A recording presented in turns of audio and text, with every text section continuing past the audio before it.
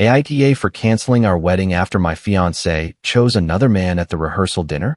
I'm Harrison, 37, and for almost 5 years, Olivia was the person I pictured at the other end of every plan I made.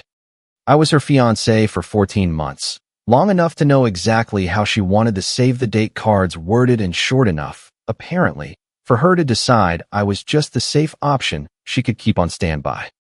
I still had our wedding spreadsheet bookmarked on my laptop the night she embarrassed me in front of both families, which is probably the most pathetic and accurate detail about where my head was.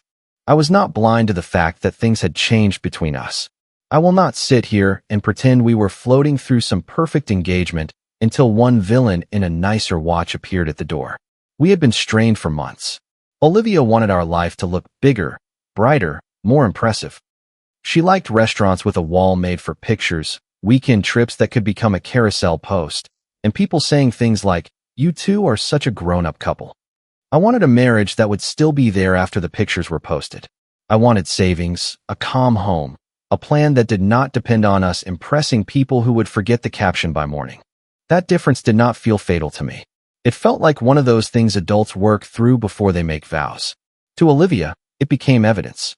"You make everything feel practical," she said one night at the kitchen counter, her phone face down between us like a third person with better timing. "I thought practical was part of getting married," I said. She gave me that sad little smile she had started using whenever she wanted me to feel like I had failed a test I never saw. Sometimes practical feels like a cage. I should have paid more attention to the way she said things like that. Not because being scared before a wedding is a crime. It is not. People get cold feet. People ask hard questions. People realize they need to slow down. But Olivia did not slow anything down. She let me keep calling vendors. She let me keep making payments. She let me spend midnight hours staring at cancellation windows and payment deadlines while she posted countdown stories with little white hearts around our wedding date. We had a shared wedding spreadsheet with tabs for venue, catering, flowers, photography, honeymoon, seating, and payment deadlines. It was not romantic. It was color-coded and boring, which is apparently one of my strongest personality traits. Olivia loved choosing palettes and fonts. She loved saying, "No, ivory, not cream," like the difference would be obvious to everyone in the room. She loved engagement photos, dress appointments, bridal shower texts, and the way strangers smiled when she mentioned she was getting married. The boring work landed on me. I did not mind at first. I emailed the venue when their invoice had the wrong date. I paid the photographer's deposit because Olivia said her card was close to the limit after ordering gifts for her bridesmaids. I handled the ring insurance paperwork. I printed copies of the catering contract and left sticky notes where she needed to initial. I set reminders for payments so we would not lose deposits. When people later said I had been uninterested in the wedding, I almost laughed. The only reason I did not laugh was because there was nothing funny about realizing the person who let you carry the weight had been telling everyone your hands were empty. Adrian showed up slowly, the way bad news sometimes does. First as a comment under one of Olivia's pictures, then as a name in stories she told too casually, then as the person who understood ambition better than I did.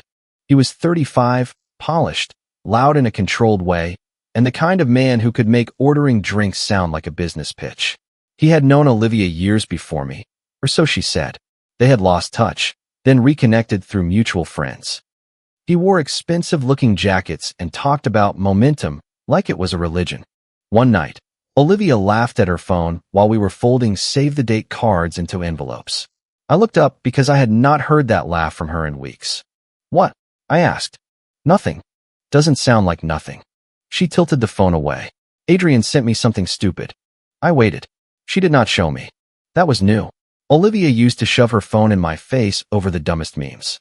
Now she guarded it like I was a stranger walking too close to her purse. A few days later, she brought him up while we were comparing honeymoon costs. "Adrian said there are better places than that resort," she said. I looked at the spreadsheet. "Adrian is involved in the honeymoon now." She rolled her eyes. "Don't be weird. I'm asking a normal question. You always do that." "Do what?" "Make me feel like wanting more is wrong." Wanting more. That phrase became a little flag she planted in every conversation. If I asked whether a bigger floral package was worth the extra money, I did not care about beauty. If I suggested we wait on buying new furniture until after the wedding, I lacked vision. If I asked why Adrian was suddenly liking every post at midnight, I was insecure. So I tried to address it like an adult. A month before the wedding, I put the binder on the table and said, "If you are scared, tell me. We can pause. We can postpone. We can talk to someone. I'd rather lose a deposit than walk into a marriage where you feel trapped." She stared at the binder like it had insulted her. "That is exactly what I mean," she said. "What? You make fear sound like a form to fill out." I sat back. "Olivia, I'm trying not to react badly. Maybe I need you to react." "To what?" "To me. To us. To the idea of losing me." That one hit harder than I wanted it to. I had proposed. I had shown up. I had built plans with her for 5 years. I had called her dad before I bought the ring because she once said that would matter to her. I had paid deposits and typed vendor names into spreadsheets and sat through cake tastings where she changed her mind 3 times because the frosting photographed too yellow. But because I did not throw glasses or make dramatic speeches, I was not fighting for her. I said, "If you need me to panic to prove I love you, that is not love. That is theater." She stood up. "You always have the perfect calm answer." There it was again. Calm as an accusation. Later, I found out she had been saying the same thing to Lauren, her best friend.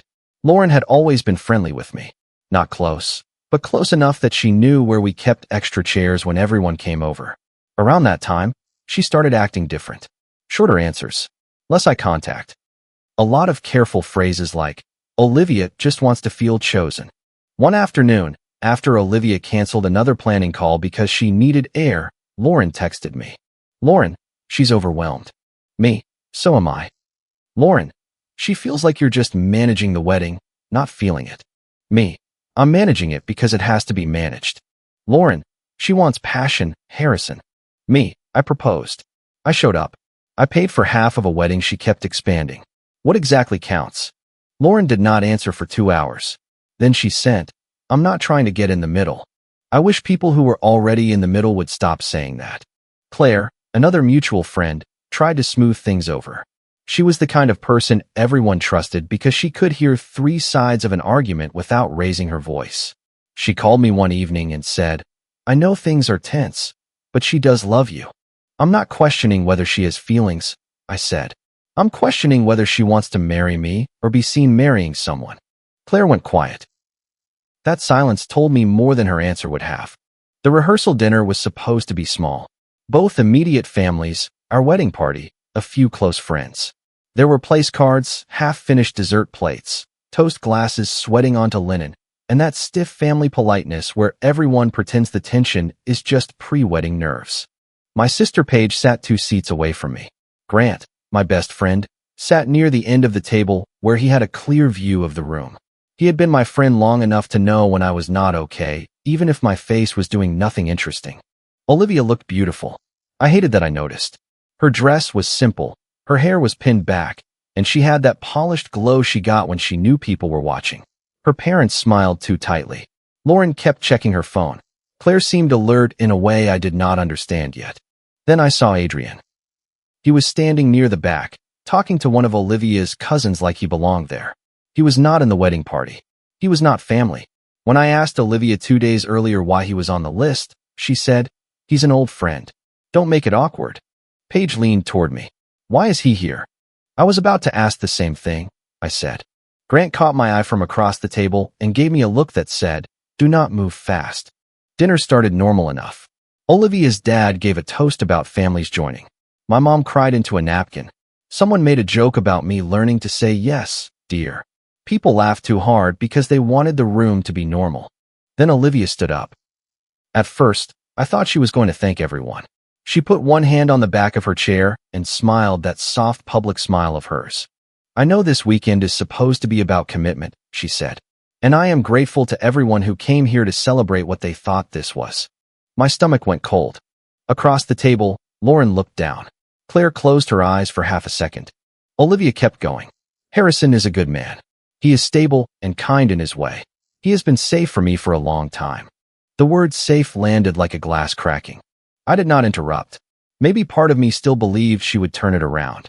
Maybe she was going to say fear had made her unfair. Maybe she was going to choose us in front of everyone. Instead, She touched the engagement ring. But I deserve a love that doesn't feel like a compromise, she said. And I can't marry someone just because the plans are already paid for. My mother made a small sound. Paige whispered, "Oh my God." Olivia pulled off the ring and placed it on the table. She did not hand it to me. She slid it across the linen until it stopped near my water glass. "You're good, Harrison," she said, her voice trembling just enough to look brave. "You're safe." But safe isn't enough for the life I want. Every person at that table either stared at me or tried very hard not to. I looked past Olivia and saw Adrian by the exit holding her coat. I asked one question. "Is he why this is happening tonight?" Olivia's jaw tightened. "He's why I finally admitted the truth." Adrian did not look embarrassed. He looked pleased, like a man watching a door open for him. I did not pick up the ring right away. I did not ask her to sit down. I did not beg her to reconsider. I could feel my heartbeat in my throat, but my hands stayed still. "You made your choice in public," I said. "I'll handle mine privately." Olivia flinched, not because I was cruel, but because I did not give her the scene she had prepared for. She had expected anger, maybe pleading, maybe something dramatic enough to prove her point. Adrian stepped forward with her coat. Olivia walked toward him. At the door, she turned back like she was waiting for me to break. I did not. The door closed behind them. For a few seconds, nobody moved. Then everyone started whispering at once. Chairs scraped. Someone said my name. Someone else said, "Maybe we should give him space," as if I was the person who had made the room uncomfortable. Paige stood beside me. "We're leaving." I nodded once. Grant reached me before I made it through the hallway. "Keys," he said. "I can drive." "I know you can. You're not." That was Grant. No grand speech. Just a handout and a look that said he would tackle me if necessary. In his truck, I stared through the windshield while my phone lit up with missed calls, texts, and notifications. I could see Olivia's name at the top, then Lauren, then a number I did not recognize. Grant put the truck in park outside Paige's place and turned toward me. "Do not text her tonight," he said. "Not one sentence. I need to ask when she decided." "No, you need to write down dates before anger blurs them. Tomorrow, receipts. Tonight, breathing." Paige was waiting inside with a mug of coffee I did not drink. The ring sat in my jacket pocket like a hot piece of metal. I put my phone face down on her kitchen counter and walked around the small table because sitting still made me feel like I was going to fall apart. "I looked so stupid," I said. Paige's face changed. "No." She looked cruel. She said it in front of everyone. "I know." She left with him. "I know." I pressed my palms against the edge of the counter. I was going to marry her in 2 days. Paige's voice softened. "It can hurt and still be a rescue." That made me angry for about 3 seconds. Then it made me want to sit on the floor. I did not sleep much. I wrote down everything I remembered from the dinner because Grant kept texting reminders like he was managing a witness statement.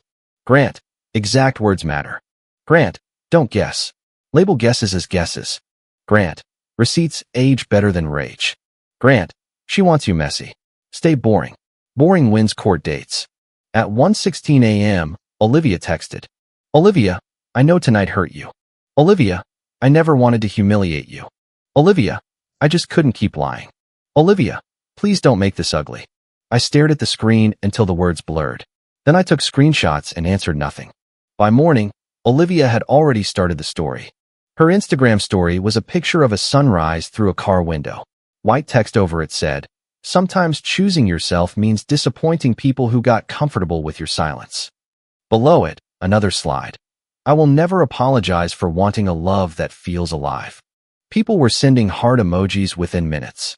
A cousin of hers posted, "Proud of you for being brave before it was too late." Someone from our friend group wrote, "You deserve passion." I sat at Paige's table in the same shirt from the rehearsal dinner while she packed leftover wedding items into boxes. Save the date cards already printed and stacked. A guest book Olivia had insisted on buying early because it was perfect. Ribbon samples. Little envelopes with names on them. My mother called, crying and furious, but I could barely answer. My father asked if I needed him to handle anything, which in his language meant call people and be loud. I told him no. Grant showed up with breakfast sandwiches and a folder. "You're going to hate today," he said, "but it's the day that saves you money." He was right. We started with vendors. Venue first, then catering, then photography. then flowers, then transportation, then the honeymoon reservation. Every call felt like scraping skin off a wound. The venue coordinator was sympathetic but professional. "I'm so sorry," she said. "Per the contract, the deposit is refundable only to the paying party if canceled before the final window. The remaining portion is subject to the cancellation fee." "That's me," I said. "I'm the paying party for the deposit. I see your name on the payment confirmation." My throat tightened in a way I did not expect. Paperwork, for once, did not ask me to prove my feelings. The photographer's office sent me the invoice history. The florist confirmed my card had paid the first installment. The caterer had records of Zelle transfers from me with notes like catering half and final tasting. The honeymoon reservation had been booked under both names, but charged to my card. By the end of the day, my laptop looked like a disaster. PDF contracts, screenshots, payment confirmations. A spreadsheet that had once been about vows and centerpieces became a map of what Olivia had let me fund while she was deciding whether to leave. That afternoon, Lauren texted me. "Lauren, I hope you're not going to punish her over money." Me, asking for agreed costs is not punishment. Lauren, she's hurting too. Me, she left with Adrian. I'm aware she made a choice. Lauren, you're making this so transactional. Me, it became transactional when vendors needed payment. She did not respond. Olivia's version spread faster than I expected. It was clean, almost elegant. She had been lonely. I had been emotionally distant. I had treated the wedding like an administrative project. Adrian had not caused anything. He had simply helped her see she deserved more. She had ended things before the wedding because that was kinder than marrying me under false pretenses. People liked that version because it had a shape they understood. Woman realizes she is settling. Woman bravely chooses herself. Man is hurt, but should respect her truth. My version was uglier. My version included a ring sliding across a table with half the room watching. My version included Adrian waiting by the exit with her coat. My version included invoices with my name on them and a bride-to-be who had kept using our wedding plans while testing another relationship. For the first week, I did not explain much. Grant told me to keep my messages short. Paige told me to eat. Claire checked in twice, careful and awkward. "I want everyone to move on without destroying each other," Claire said. "Easy to want that when you're not the one being rewritten," I said. She sighed. "I know. I just don't want this to become a war. It already is. Only one side is pretending it's healing." The first real crack came from a vendor email. I had canceled the flowers and asked for a refund breakdown. The florist accidentally included an older email chain when she replied. It was between her and Olivia, dated 3 weeks before the rehearsal dinner. Olivia had written, "If the event does not go forward, can part of the deposit be transferred to a future event under my name only? I'm not sure yet, but I want to understand options before making a final decision." 3 weeks before she stood up and called it courage. I read it twice, then forwarded it to Grant. Grant called immediately. "Do not send this to her." I wasn't going to. "You were thinking about it." I was thinking about asking why she let me keep paying. Ask your folder. Folders don't gaslight. So I made one. On my desktop, I created a folder titled "The Part She Left Out." It felt petty for about 10 seconds, then practical. Inside, I saved the wedding spreadsheet, vendor receipts, deposit confirmations, Venmo and Zelle transfers, screenshots where Olivia agreed to split certain costs, ring insurance documents, the cancellation policy, and a timeline of the rehearsal dinner. I labeled everything by date and type because if I had learned one thing from Grant, it was that messy truth can still lose to organized lies. Then came Lauren. It was 10 days after the rehearsal dinner. I was at Paige's place again, taping a box of wedding items I did not want in my apartment. My phone buzzed. "Lauren, I don't want to be involved." "Lauren, but she keeps saying things that aren't true." "Lauren, you deserve to know she didn't tell us the whole truth." A screenshot came through. It was a conversation between Lauren and Olivia from about 5 weeks before the wedding. "Olivia, I can't blow everything up until I know Adrian is serious." Lauren, "Then stop letting Harrison pay for stuff." Olivia, "I know. I'm just not ready." Lauren, "That's not fair." Olivia, "Harrison is safe. If Adrian changes his mind, I can probably fix it." I sat down on the floor. Paige saw my face and took the phone from my hand. She read it once, then her mouth went flat. Stop asking if you were enough for someone who was shopping while engaged, she said. There was another screenshot. Olivia, Adrian says I deserve a life with more momentum. Lauren, does that mean money or feelings? Olivia, both, I guess. Lauren, Harrison does love you. Olivia, I know. That's the problem. He makes it hard to leave because he'd never do anything unforgivable. I had to set the phone down again. For months, I had been trying to be fair. I had been careful not to become the jealous fiancé. I had told myself calm was strength. Olivia had read it as permission. Lauren called a few minutes later. Her voice sounded smaller than I had ever heard it. I thought you were just angry, she said. I am angry. I know, but I thought maybe there was more wrong than I knew. She told me a version that made you sound checked out. Did you know before the dinner? She hesitated. Lauren, not all of it. Enough that I should have asked more. Did you know Adrian would be there? No. I knew she had been talking to him. I knew she was confused. I didn't know she was going to do that in front of everyone. I believed her mostly, not because she deserved my trust, but because guilt has a sound, and hers was ugly. Why send this now? I asked. Because she told Claire you're trying to bankrupt her over deposits you barely paid. And that's not true. No, I said. It isn't. After we hung up, she forwarded a voice memo Olivia had sent her one night. I almost didn't listen. Paige told me I did not have to. Grant, when I called him, said, evidence is not a meal. Don't consume more than you need. But I listened once. Olivia's voice came through tired and frustrated. Harrison is stable, she said in the memo. And I know that sounds good. It is good. But it's not exciting enough to prove I made it. I don't want people to look at my life and think, oh, she picked the safe guy and settled down. I want to feel like I moved up. I turned it off. Moved up. That was the first time I understood Adrian was not just another man. He was a stage prop in the story Olivia wanted to tell about herself. A few days later, I sent Olivia one email. Not a rant. Not a confession of pain. Not a list of all the ways she had humiliated me. Just a clear breakdown of expenses she had agreed in writing to split and what I expected her to reimburse. I included copies of the messages where she had said, we'll split catering, I'll cover my half after payday, and put the photo deposit on your card and I'll Zelle you. I did not ask for things I could not prove. I did not ask for emotional damages. I did not ask her to pay for my embarrassment, though if there had been an invoice for that, it would have been heavy. Her reply came 6 hours later. Olivia, you're really going to nickel and dime me after I followed my heart? I typed 3 different responses and deleted all of them. Then I sent, no, I'm asking you to pay what you agreed to before you followed Adrian. She did not answer the email. Instead, she went back to the court of public sympathy. In the mutual friend group chat, she wrote, I'm devastated that Harrison is choosing to punish me financially because I couldn't marry him. I wish he could see that ending things before the wedding was the most honest thing I could do. Hearts. Sad faces. A few people saying, this is hard for everyone.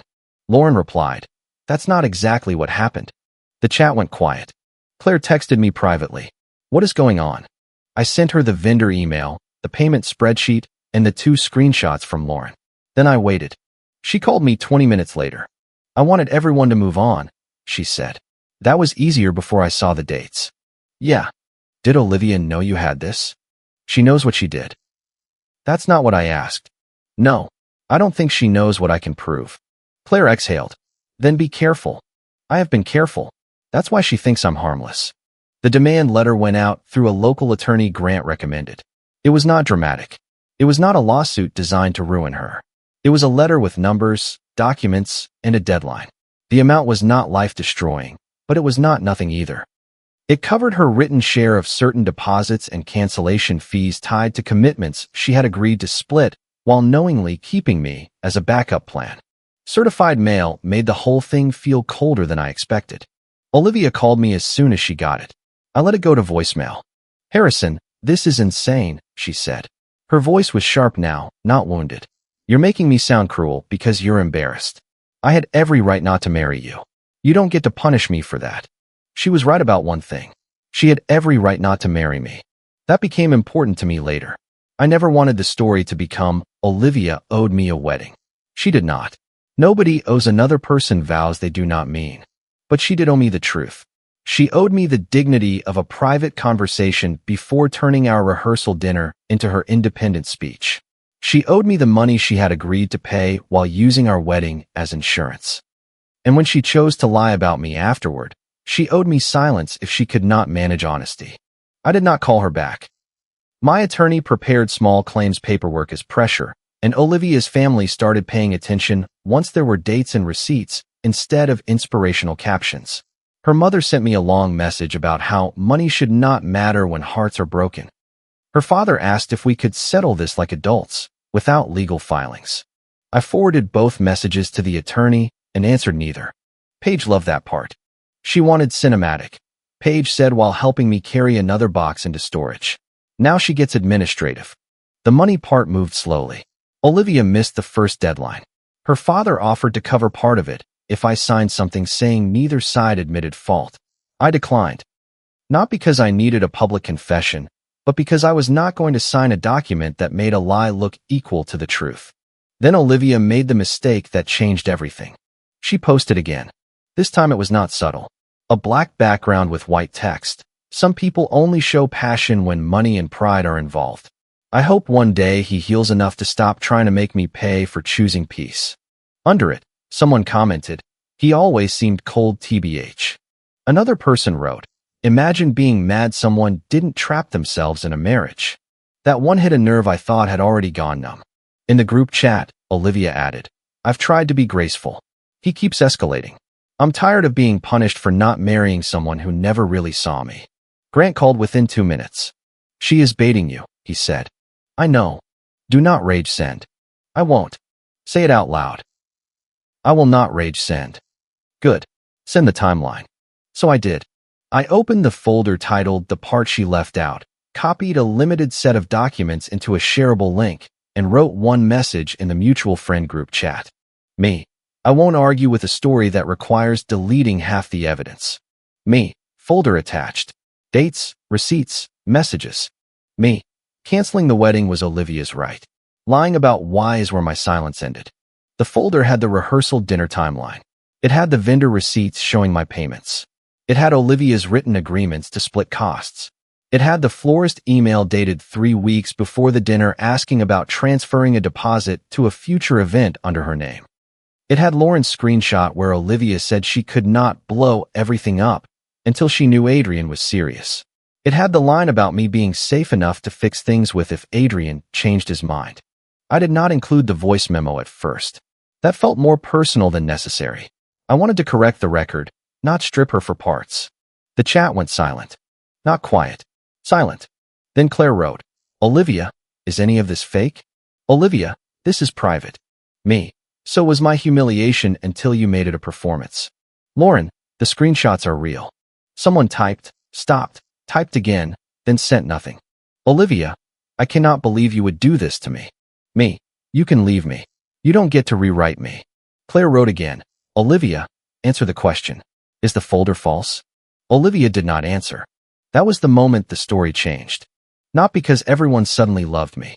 People do not like admitting they were wrong, especially when they offered heart emojis to the wrong side. Some friends stayed quiet because quiet was easier than apologizing. A few acted like both of us were messy, which was convenient for them because it let them avoid choosing between evidence and comfort. But the easy version was dead. Lauren stopped defending Olivia. Claire stopped saying everyone should move on and started saying, Harrison has the right to correct the record. Grant told me that was the most aggressive sentence Claire had ever said. Olivia's family, embarrassed by the receipts, pressured her to settle the money issue. Her father called the attorney's office instead of me. Her mother sent Paige a message about how I was turning private pain into a public spectacle, and Paige responded. She literally returned his ring in front of dessert plates. I wish I could say I took the high road every second. I did not. I checked the group chat too much. I reread messages that made me angry. I drafted responses I never sent. I imagined Adrian opening that folder and realizing the room was no longer impressed. But I stayed disciplined where it mattered. Olivia paid part of what she owed after the small claims paperwork was prepared. Not everything. Some costs were too tangled, and some would have cost more to chase than they were worth. I accepted a settlement that made practical sense and left my pride out of the math as much as possible. The ring insurance was canceled. The honeymoon reservation was partially refunded. The save-the-date cards went into the trash after Paige asked if I wanted to burn them, and I said, "No, I don't need a ceremony for paper." Grant was proud of that. "Look at you," he said. "Emotionally boring and financially alive." For a while, I thought the worst part would be losing Olivia. Then I thought the worst part would be the humiliation. Then I realized the worst part was how many ordinary memories had to be resorted in my head. The coffee mugs we bought on a trip became evidence that I had believed in something. The old photo booth strips on the fridge became embarrassing. The extra toothbrush in my bathroom looked accusatory. The wedding spreadsheet, once closed, felt like a haunted building on my laptop. Grief is weird after public betrayal. You are not just sad. You are also ashamed that you are sad, because the person who hurt you behaved so badly that people expect anger to replace love overnight. It does not. I still missed Olivia sometimes. Not the Olivia from the rehearsal dinner. Not the Olivia from the screenshots. I missed the one who used to leave ridiculous notes in my coat pockets and cry during animal rescue videos and fall asleep during movies she had insisted we watch. I missed the woman I thought I was marrying. Paige understood that better than anyone. One night, months after everything blew up, I told her, "I hate that I still miss parts of her." She shrugged. "Of course you do. You were engaged to the parts." That was probably the kindest thing anyone said to me that year. Adrian did not become the grand prize Olivia expected. At first, they tried to look happy. There were careful pictures, cropped dinner plates, a hand on a steering wheel, captions about new chapters, and not apologizing for joy. But after the folder made its rounds, the tone changed. Friends were less eager to comment. Invitations cooled. Adrian stopped showing up at group things where he could not control the room. He had been confident when the story was that Olivia had upgraded. Less so when the story became that he helped a woman keep her fiancé paying deposits while she waited to see if he was serious. I heard through Claire that Adrian said he was not responsible for what was already broken. That sounded exactly like him. A man who wanted credit for being chosen, but no responsibility for what choosing him destroyed. Olivia and I did not speak directly after the group chat. She tried twice. Once with, "I hope someday we can remember the good without all this bitterness," and once with, "You didn't have to expose private messages." I answered the second one only because it mattered. Me. Canceling the wedding was your right. Using me as insurance and lying about me were choices. Do not contact me directly again about this. Then I blocked her where I could and filtered what I could not. The next year was quiet in a way I did not trust at first. I rebuilt routines. Not heroic ones. Normal ones. Coffee for one. Groceries without buying Olivia's almond milk. Friday nights where I did not check whether she had posted something new. Vendor emails finally stopped appearing in searches when I typed the first letters of my inbox. The wedding spreadsheet stayed in a backup folder because Grant said never delete evidence while money is unresolved, but I stopped opening it. I dated badly twice. Once with someone who wanted to know every detail of the rehearsal dinner like it was a podcast episode. Once with someone who told me I seemed guarded on the second date, which was fair but not useful. Then I met Sabrina. She was 34, grounded, funny in a quiet way, and unimpressed by performances. She did not treat my past like a mystery to solve or a competition to win. The first time I told her the short version of what happened, she listened without leaning forward like she was waiting for the messiest detail. "That sounds humiliating," she said. "It was. And expensive." I laughed for the first time while talking about it. "Also that." She smiled. "I don't need your past to disappear. I just need it not to run the room." That stayed with me. Sabrina was not the opposite of Olivia in every way. I think people expect that in stories like this, like the next woman has to arrive as some flawless correction. She was not perfect. She hated being late, but somehow always underestimated parking. She left cabinet doors open. She had a stubborn streak that could turn choosing dinner into a negotiation. But she was honest. If she was upset, she said what she was upset about. If she needed space, she did not punish me for giving it to her. If I was too controlled, she told me directly instead of turning my calm into a character flaw. When I proposed, I did it privately. No photographer hiding in a bush. No room full of people waiting to clap. Just us, a quiet walk, and a simple ring I chose because she had once pointed at something similar in a shop window and said, That looks like it belongs to a person, not a billboard. She cried. I cried too, which would have shocked Olivia's version of me. Sabrina called Paige first, then Grant, then her family. There was no countdown post that night. No dramatic caption. Just a picture of our hands sent to people who actually knew us. For a while, I thought that would be the end of Olivia in my life. Then Claire got married. I almost skipped the wedding weekend. Not because I was afraid of Olivia, but because I did not want to turn someone else's wedding into a sequel to my disaster. Claire called me personally. I want you there, she said. Not as a statement. As my friend. Will Olivia be there? Yes. With Adrian? I think so. I looked at Sabrina across the kitchen. She was reading something on her phone with one foot tucked under her. She looked up when she heard Olivia's name, but her expression stayed calm. I don't want our life turned into her mirror, she said after I hung up. It won't be. Then we can go. But we leave if it gets ugly. That was one of the things I loved about Sabrina. She trusted me, but she also trusted herself enough to set the exit. The wedding weekend was exactly the kind of social pressure cooker people pretend is not a pressure cooker. Cocktail hour, seating charts, photo booth props, little signature drink signs, friends who had not seen each other in months, and a quiet awareness that certain people should not be trapped near the same appetizer table. Olivia saw me before I saw her. I felt at first that prickle of being watched. When I turned, she was standing near the bar with Adrian. She looked good, but tense. Her smile was fixed. Adrian was checking his phone while she talked to him. For a second, my body remembered the rehearsal dinner before my mind could stop it. Linen, glasses, ring on a table, the door closing. Sabrina touched my arm. You okay? Yeah, I said. I'm not here for her. Claire hugged us both with the relief of someone who had survived a seating chart with emotional landmines. Grant arrived 10 minutes later and immediately positioned himself between me and the worst possible small talk. Paige came too, because Claire had become close with her over the years. She spotted Olivia and said, Do I need to be nice? Yes. How nice? Wedding nice. That's a low but manageable bar. The night was not dramatic at first. That almost made it stranger. People talked. Music played. Sabrina laughed with Paige over something at the photo booth. Grant made a toast that was actually about the couple getting married, which already put him ahead of half the people who think microphones are therapy. I noticed Olivia watching Sabrina's hand before she noticed anything else. Sabrina's ring was not huge. It was not trying to win a room, but it was unmistakably an engagement ring. Olivia's eyes stayed on it for a second too long. Later, during the reception, Sabrina was talking with Claire near the dance floor.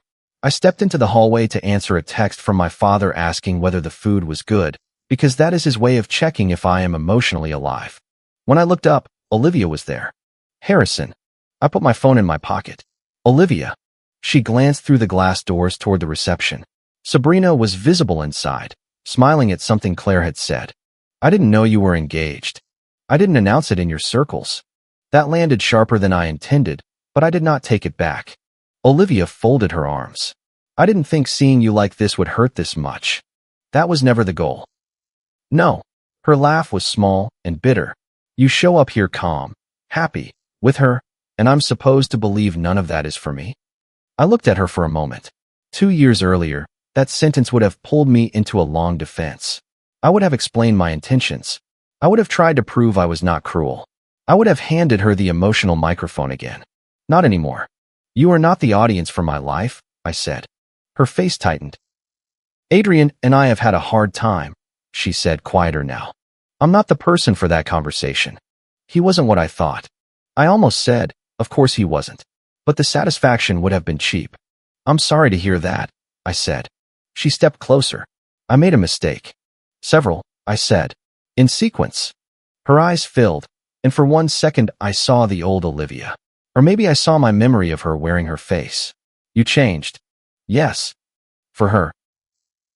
For me. Before her. She looked toward Sabrina again. You became the version of yourself I wanted. That one almost made me laugh, not because it was funny, but because it was so perfectly Olivia. Even my healing had to be about her preferences. No, I said. You didn't leave because I couldn't build a future. You left because you wanted one that looked easier. She wiped under one eye quickly, angry at the tear for appearing. You always make it sound so simple. It wasn't simple. You just made it public. Adrian appeared at the end of the hallway, phone in hand. Olivia, come on. She turned on him. I'm talking. I'm not doing this in front of everybody, he said. There he was, the man with momentum, folding in a hallway because people might watch. Olivia looked back at me, and I could see the panic under the polish. Not just regret. Loss of control. I never meant to make you the villain, she said. You did it anyway. I walked back into the reception. Sabrina met my eyes immediately. Do we need to leave? No, I said. I'm done. We danced once. Badly. I am not a graceful dancer, and Sabrina has the mercy not to pretend otherwise. Paige took a picture of us laughing, and for the first time in years, being photographed did not feel like proving anything. Then Olivia tried one more rewrite. By the next morning, the group chat had new messages. Olivia, last night was cruel. Olivia, I don't know why Harrison felt the need to flaunt his new engagement in front of me. Olivia, some people heal by making sure you see what you lost. Adrian did not comment. That was interesting. Claire responded first. Claire, he attended my wedding because I invited him. Claire, he did not flaunt anything. Olivia, you didn't see the way he looked at me. Paige, he looked at you like someone waiting for an elevator. Grant, can confirm. I should not have laughed, but I did. Then Olivia wrote, he has always known how to make me look unstable while acting calm. I felt that familiar pull again. The urge to defend myself line by line. The urge to prove I was not what she said. Sabrina read the messages beside me at the hotel breakfast table. She handed me my coffee. You can answer lies without giving her your piece, she said. So I opened the old folder link again. Me. I forgave enough to stop chasing this. I did not forgive enough to let you lie about me again. Me. Same folder. Same dates. Same receipts. Me. I came to Claire's wedding because Claire invited me. Sabrina is my fiancée, not a message to you. Claire. Olivia, is the folder false? Lauren, who had been quiet for months, wrote, it isn't false. Olivia, you all just want to punish me. Lauren, no. We want you to stop changing the story. That was the last time Olivia had the group's sympathy in the old way. Not everyone turned against her, and I do not need to exaggerate. Some people still believed I should have let it go. Some thought sharing receipts was too much. One person messaged me privately to say, you won. Man, stop. I told him winning was not the point. Not being lied about was. Olivia and Adrian left the wedding weekend early. Grant saw them arguing by the elevators. According to him, Olivia said, you said you could handle a real life with me. And Adrian answered, I didn't sign up to be dragged through your past. That sounded right.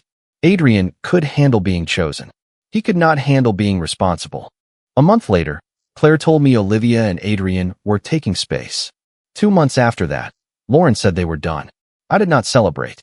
By then, their relationship ending felt less like revenge and more like gravity. The demand issue had been settled long before that. I had recovered enough of the wedding money to feel like I had not been completely used, and I had eaten enough of the loss to remember that legal fairness and emotional fairness are not the same thing. My attorney closed the file. Grant told me to archive the folder in 2 places and stop looking at it. Paige offered to name it Evidence of Trash Behavior, but I kept the original title because even my bitterness had filing standards. The final message from Olivia came a few weeks after I heard about Adrian. It arrived from a new number. Olivia, can we talk once, just us? Olivia, I know I don't deserve much. Olivia, I miss who you were before everything got ugly. I showed Sabrina before I answered. Not because she demanded it, but because I did not want old secrecy to leak into a new life. Sabrina read it and handed the phone back. Your call. But I'm not competing with someone who left. I'm not meeting her. I know. I sent one message. Me, no. Canceling the wedding was your right. Humiliating me, using me as insurance, and lying about me are why you lost access to me. I hope you become honest with yourself, but I will not be part of that process. Then I blocked the number.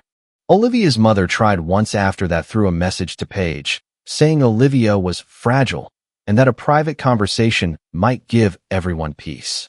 Paige told her, Harrison's peace is not community property. I framed that sentence in my head. Sabrina and I did get married eventually. Not in the grand production Olivia once wanted.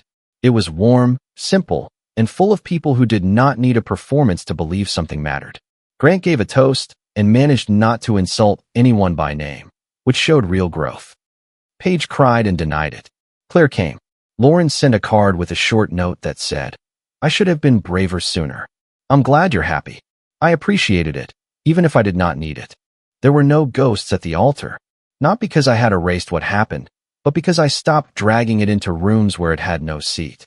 Sometimes people hear this story and focus on Olivia seeing Sabrina's ring, or Adrian looking weak, or the group chat going silent after the receipts. Those parts were satisfying in the way a locked door is satisfying after someone has been walking in without knocking. But they were not the real win. The real win was the first morning I made coffee and did not think about how Olivia took hers. It was opening my laptop and not seeing our old spreadsheet in the bookmarks bar. It was standing at Claire's wedding with Sabrina beside me and realizing I did not need Olivia to regret losing me in order to believe I was worth keeping. Olivia wanted the finished version of a future without the patience or loyalty required to build it. She wanted the pictures, the admiration, the feeling that her life had moved up. She did not want the quiet work underneath it. She did not want vendor calls, honest fear, shared responsibility, or a man who loved her steadily instead of theatrically. 2 years later, she got to watch someone else be grateful for the life she thought was too safe for her. I did not become the man she regretted losing because I wanted revenge. I became him because she was finally gone. If you like the stories, don't forget to leave a comment and support the channel by subscribing. See you in the upcoming stories.